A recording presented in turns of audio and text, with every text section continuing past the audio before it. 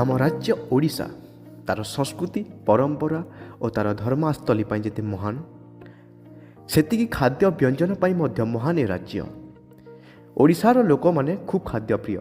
ସେମାନେ ଖାଇବାକୁ ଯେତିକି ପସନ୍ଦ କରନ୍ତି, ସେତିକି ବିଭିନ୍ନ ପ୍ରକାରର ଖାଦ୍ୟ ତିଆରି କରିବାକୁ ମଧ୍ୟ ପସନ୍ଦ କରିଥାନ୍ତି।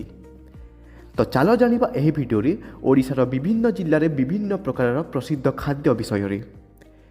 ତ ଭିଡ଼ିଓଟିକୁ ଲାଷ୍ଟ ପର୍ଯ୍ୟନ୍ତ ଦେଖନ୍ତୁ ଓ ଆମ ଚ୍ୟାନେଲ୍ ଦ ଓଡ଼ିଆ GSକୁ ସବସ୍କ୍ରାଇବ୍ କରିଦିଅନ୍ତୁ।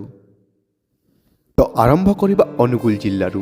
ଅନୁଗୁଳର ପ୍ରସିଦ୍ଧ ହେଉଛି ବାଉଁଶପୋଡ଼ା କୁକୁଡ଼ା ମାଂସ, ବରଗଡ଼ର ପ୍ରସିଦ୍ଧ ଚାଉଳ ବରା, ଭଦ୍ରକ ପାଳୁଅ ଛତୁ, ଛେନା ମୁଡ଼ୁକି, ବାଲେଶ୍ୱର କ୍ଷୀର ଗଜା, ବଲାଙ୍ଗୀର ଚାଉଳ ବରା, ଗୁଡ଼ ବରା ଓ ନକୁଳ ଦାଦାର ଝାଲମୁଢ଼ି।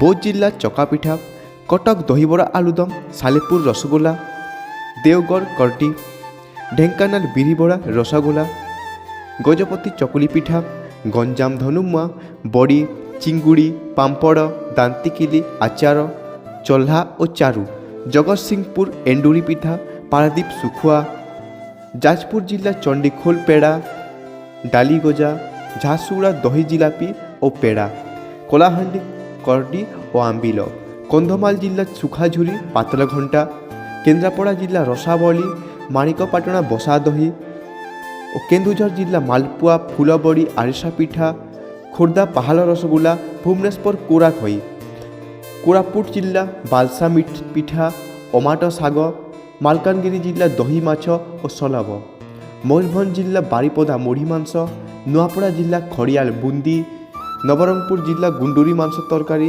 ନୟାଗଡ଼ ଜିଲ୍ଲା ଛେନାପୋଡ଼, ସୁନାଖେଲା ଶୁଖୁଆ, ପୁରୀ ଜିଲ୍ଲା ଡାଲମା, କ୍ଷୀରା, ନିମାପଡ଼ା, ଛେନାଝିଲ୍ଲି ଓ ଶ୍ରୀ ଜଗନ୍ନାଥ ମନ୍ଦିରର ଅଭଡ଼ା, ରାୟଗଡ଼ା ଜିଲ୍ଲା ଚକୁଲି ପିଠା, ରସମ ଯାହାକୁ ଚାରୁପାଣି କୁହାଯାଏ, ସମ୍ବଲପୁର ଜିଲ୍ଲା ଗୋଶାଳା ରସଗୋଲା, ହେଣ୍ଡୁଆ ଓ ସରସତିଆ, ସୋନପୁର ଜିଲ୍ଲା ମୁଗ ଡାଲି, ମାଛ ପୁରୁଗ, ମସଲା ବରା ଓ ଚକା ପିଠା, ସୁନ୍ଦରଗଡ଼ ଜିଲ୍ଲା ବାଉଁଶପୋଡ଼ା ଛେଳି ମାଂସ, ଚୋକେଲ ଓ ବରା।